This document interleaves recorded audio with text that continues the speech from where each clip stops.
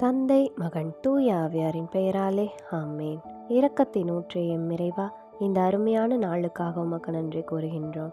உம்முடைய அதிகாரத்தையும் வல்லமையும் பற்றி இன்றைய நற்செய்தியின் வழியாக உணர்கின்றோம்.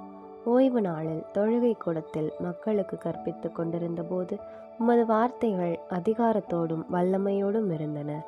அந்த வார்த்தைகள் அங்கு இருந்த சாத்தானின் ஆட்சியை நடுங்கச் செய்தது.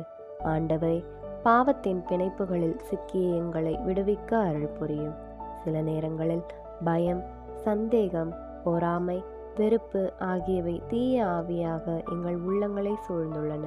உமது வல்லமையால் அதை எங்களிடமிருந்து நீக்கிவிடும்.